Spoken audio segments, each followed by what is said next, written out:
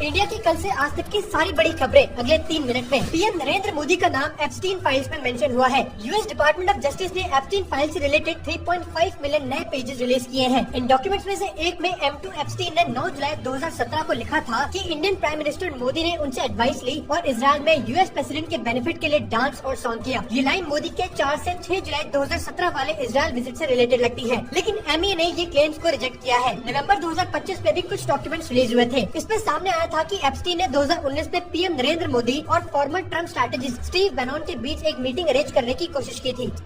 सुनेत्रा पवार महाराष्ट्र की पहली women deputy chief minister बन गई है। उन्हें एक्साइज ड्यूटी, स्पोर्ट्स और यूथ वेलफेयर और माइनॉरिटीज डेवलपमेंट के पोर्टफोलियोज दिए गए हैं। फाइनेंस और प्लानिंग जो अजीत पवार संभालते थे, अब chief minister Devendra Fadnavis handle करेंगे। सुनेत्रा पवार को यूनानिमसली इलेक्ट किया गया। सोर्सेज के अकॉर्डिंग अजीत पवार की डेथ के कुछ घंटों बाद ही इन्हें बता दिया गया था कि उन्हें आगे बढ़कर लीडरशिप संभालनी होगी। निर्मला सीतारमण आज 1 फरवरी 2026 को पार्लियामेंट में यूनियन बजट 2026 प्रेजेंट करेंगी। बजट 2026 गवर्नमेंट का फाइनेंशियल प्लान होगा जो 2026-27 के लिए टैक्सेस, स्पेंडिंग और इकोनॉमिक स्ट्रैटेजी बताएगा। निर्मला सीतारमण अपनी स्पीच 1 फरवरी को 11 बजे से स्टार्ट करेंगी। स्पीच के बाद full budget documents, tables, statements और एनेक्जर्स ऑनलाइन अपलोड कर दिए जाएंगे। रिलायंस कम्युनिकेशन के पुराने प्रेसिडेंट पुनीत गर्ग को ईडी ने मनी लॉन्ड्रिंग के केस में अरेस्ट कर लिया है। ये केस अनिल अंबानी ग्रुप की कंपनी से जुड़े एलिजेड 40,000 करोड़ रुपए बैंक लोन फ्रॉड से कनेक्टेड है। ईडी ने बताया कि गर्ग फ्रॉड से निकले पैसों को अक्वायर, हाइड, लेयर और मिसयूज करने में एक्टिवली इन्वॉल्व थे।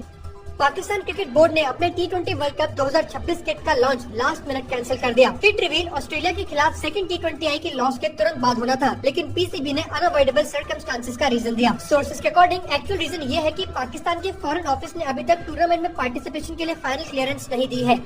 पीएम नरेंद्र मोदी के एक एलाय LSK देवारायालू ने बच्चों के लिए सोशल मीडिया बैन करने का एक बिल प्रपोज किया है। ये बैन 16 साल से कम के बच्चों के लिए प्रपोज किया गया है। उन्होंने बताया कि इंडिया के बच्चे सोशल मीडिया से एडिक्ट होते जा रहे हैं और साथ ही इंडिया का डेटा फॉरेन कंपनी जैसे मेटा, यूट्यूब और एक्स के पास जा रहा है, लेकिन ये एक प्राइवेट मेंबर्स बिल है, यानी गवर्नमेंट ने डायरेक्टली प्रपोज नहीं किया है। पीयूष गोयल ने बताया कि इंडिया और यूएस के बीच ट्रेड डील जल्दी फाइनल स्टेजेस पर पहुंच सकती है। उन्होंने कहा कि दोनों तरफ की टॉक्स पॉजिटिव चल रही हैं और अब कोई मेजर प्रॉब्लम नहीं बची है। कनाडा के साथ ट्रेड डील पर उन्होंने बताया कि कनाडा बहुत इंटरेस्टेड है और मार्च में पीएम मार्क कार्नी की इंडिया विजिट के बाद प्रोसेस फास्ट हो सकती है। मैन्युफैक्चरिंग को लेकर पीयूष गोयल ने कहा कि EU डील इंडिया के लिए बहुत बड़ा बूस्ट होगा।